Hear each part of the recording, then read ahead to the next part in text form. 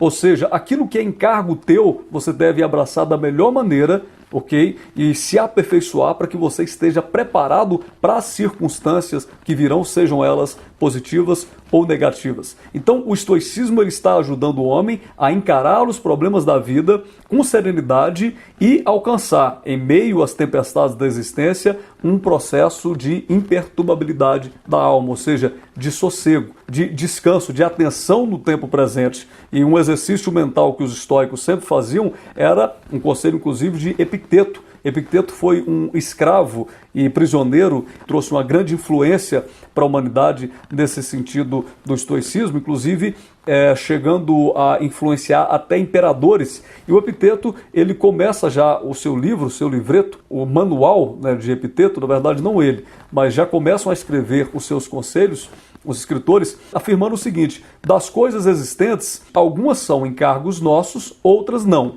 O que ele está dizendo? Olha, das coisas que acontecem, existem coisas que estão sob o seu controle e outras que não estão sob o seu controle. Ele até cita, são encargos nossos. Juízo, o impulso, o desejo, a repulsa, tudo isso são as suas próprias ações. O juízo sobre as coisas, o julgamento, o desejo. Claro que nada disso a gente pode controlar completamente, mas o exercício do dia a dia, a maturidade, a sabedoria, ela faz com que você aprenda a lidar melhor com tudo isso. Isso é encargo teu. Então o meu julgamento sobre o que está acontecendo, isso sim, eu posso manter uma certa serenidade. O impulso, o desejo, tudo isso eu posso buscar controlar. E é o que eu devo fazer diante das loucuras da vida. Agora, existem coisas que não são encargos meus. Aí ele cita, não são o nosso corpo, a posse, a reputação, os cargos públicos, em suma, tudo quanto não seja ação nossa. Existe aquilo que eu posso controlar, de certa forma, que eu tenho uma ação sobre isso, e existe aquilo que eu não posso controlar. Começa citando o corpo. É claro que o que é ação minha para evitar uma enfermidade? Fazer exercício físico, viver bem, comer da melhor maneira, ter uma alimentação saudável, beber água, tudo isso é encargo meu, isso eu posso fazer. O que não é encargo meu? Pode ser que amanhã ou depois você olha para o teu corpo, faz o exame e percebe que tem alguma coisa anormal, um câncer, uma doença, alguma coisa desse tipo. Isso não é encargo teu. Ou seja, você controlou e tentou controlar, viveu da melhor maneira. Agora, quando veio aquilo que não é encargo teu, você vai manter a sua mente com serenidade, imperturbável, sabendo que o que você podia fazer, você fez. Vocês perceberam? Então, não adianta você preocupar com aquilo que não é encargo teu. Nossa, será que eu vou morrer? Será que eu vou adoecer? Será que amanhã eu vou ter emprego? Esqueça tudo isso. Porque se você ficar com essa preocupação demasiada, você não vive, você adoece, a sua mente fica pirada. E ele está dizendo, isso não são os teus encargos. Agora, você precisa ver o que são os teus encargos, aquilo que é controle seu, aí sim você de fato precisa colocar toda a sua atenção para que você não sofra aquilo que você poderia ter passado sem sofrer. Vocês perceberam? Então a primeira coisa é você distinguir o que está sob o teu controle e o que não está sobre o teu controle. Bom, vou dar mais um exemplo aqui.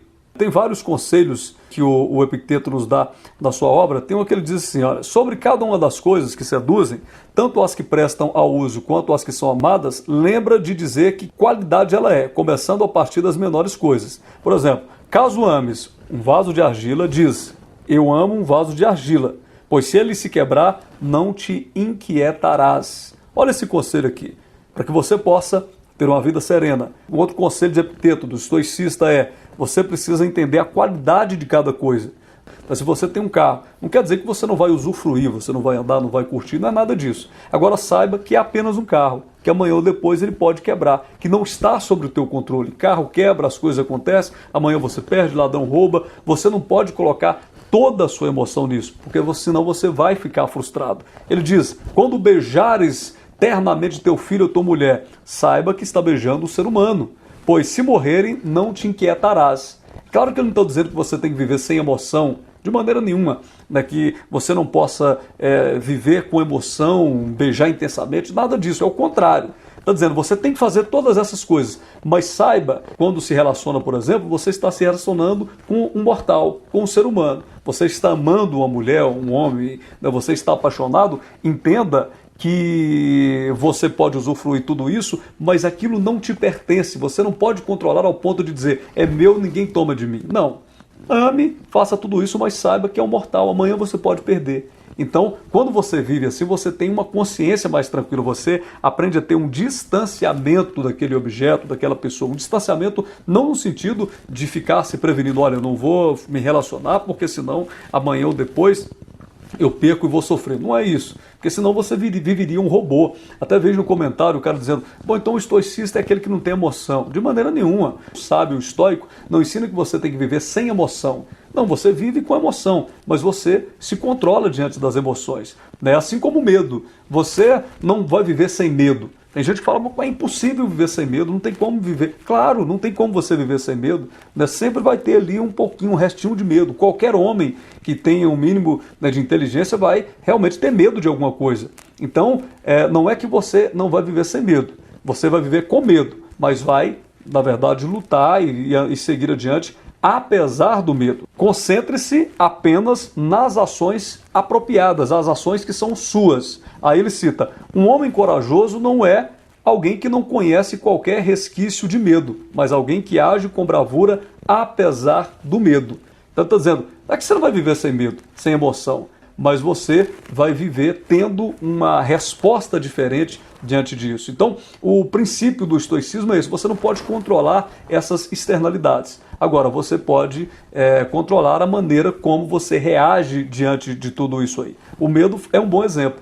Muitas pessoas têm medo e elas não agem porque estão esperando o momento ideal que elas vão ter coragem de agir. Ora, isso não vai acontecer. Então, você tem que agir apesar do medo. Isso que é ser corajoso. Não é você ficar esperando um momento em que você nunca mais vai ter medo para finalmente você trafegar tranquilo pelos caminhos que podem levar aos teus sonhos. De maneira nenhuma. O medo está aí presente para qualquer pessoa. Agora, você precisa entender que corajoso é aquele que vai adiante. Com medo ou sem medo, o cara segue adiante, porque isso ele pode controlar. Eu não posso controlar o que pode acontecer. Posso controlar a minha ação e a minha perspectiva e a minha atitude diante do medo. Um outro pensamento aqui do Epicteto é o seguinte, as coisas não inquietam os homens, mas as opiniões sobre as coisas é que inquietam os homens. Ou seja, o que nos assusta não são as coisas em si, são as opiniões que nós temos dela. Provavelmente 90% das coisas que você tem medo não acontecerão da maneira que você imagina, né? Vou te dar um exemplo. Não são as coisas que inquietam os homens. Tem gente que vai numa festa e aí ele percebe que tinham 2 ou 3 evitando, não conversaram com ele, estavam em grupos falando alguma coisa, falando do ouvido do outro. Aí o sujeito vai embora desesperado. Ele se sente mal, ele acha que ninguém gosta dele, que ninguém ama ele. O que está fazendo ele sofrer nesse momento? Não é a coisa em si. Pode ser que aquele grupinho nem estava falando dele, pode ser que é apenas a impressão dele sobre tudo aquilo. Então o que fez ele sofrer? Não foi a coisa em si, foi a opinião que ele tem dela. Ele podia ter uma atitude diferente, chegado numa festa. Vou te dar 2 exemplos. O primeiro, você chega numa festa, está todo mundo falando, você está ali sozinho, ninguém conversou, você vai embora chateado porque ninguém gosta de você. Atitude número 2, você chegou e falou, bem, eu vou me divertir, eu vou fazer o que tem que ser feito aqui, eu não estou preocupado com a opinião das pessoas nesse sentido, eu não vou controlar o que os outros estão pensando de mim. E você vai e faz, e daqui a pouquinho você percebe que na verdade não tinha ninguém contra você. Então as coisas não inquietam os homens, as opiniões que os homens constroem acerca das coisas é que são um grande problema. Isso em relação a tudo. Eu já vi pessoas que ficam noites sem dormir, preocupadas com o que pode acontecer, preocupadas com a opinião da população, se alguém vai criticar elas, né? E aí quando aparece uma mínima crítica, de repente nem está carregando um teor tão negativo, mas a pessoa desespera. Então esse conselho é muito válido para o dia a dia. As críticas, por exemplo, não tem como você viver sem críticas, sempre vão ter críticas. Faça o que você fizer, se você ficar quieto, se você fizer alguma coisa, alguém não vai gostar, né? Alguém vai achar ruim. Não tem como você controlar isso. Agora, tem como você controlar a sua ação, a sua opinião sobre aquilo. Dá para perceber que as críticas fazem parte e por aí vai. Bom, tem um outro pensamento do Epicteto, para finalizar aqui os meus comentários, um pensamento que pode ser útil. Ele diz assim, é a ação de quem não se educou acusar os outros pelas coisas que ele próprio fez erroneamente. É a ação de quem começou a se educar acusar a si próprio. E é a ação de quem já se educou não acusar os outros nem a si próprio. Esse texto mostra exatamente o tipo de liberdade que o estoico está propondo. Então, basicamente, o que a gente pode tirar de proveito do estoicismo é exatamente aquilo que nos leva a superar os desconfortos da vida, né? A ter um planejamento, uma preparação mental, um estado mental excelente que se identifica com virtude, com razão, né? É ter um controle e nos envolver com aquilo que nós podemos mudar e ter total serenidade para aceitar aquilo que não pode ser mudado. O grande entendimento do estoicismo é exatamente fazer com que diante da vida você perceba que existem coisas que são encargos teus. Acordar pela manhã, mesmo de repente você não está gostando, queria ficar dentro, deitado, assistindo televisão, mas você tem uma tarefa para fazer. Isso é encargo teu, levantar, assumir a sua vida, ir embora e fazer o que tem que ser feito. Agora, não tem como você vai controlar se no decorrer do dia vai acontecer uma tragédia, um acidente, vai cair um raio, não tem como. É por isso que você tem que aproveitar e colocar sua atenção nesse momento, fazendo o que dá para fazer da melhor maneira, que sem dúvida nenhuma você vai chegar longe, vai ir adiante. Bom, muito obrigado, deixe os seus comentários, fale sobre assuntos que você quer ouvir, que te interessou, curta. Se você não se inscreveu, se inscreva nesse canal rapidamente. Se você não viu outro vídeo sobre estoicismo, veja. Aquele abraço. Tchau, tchau.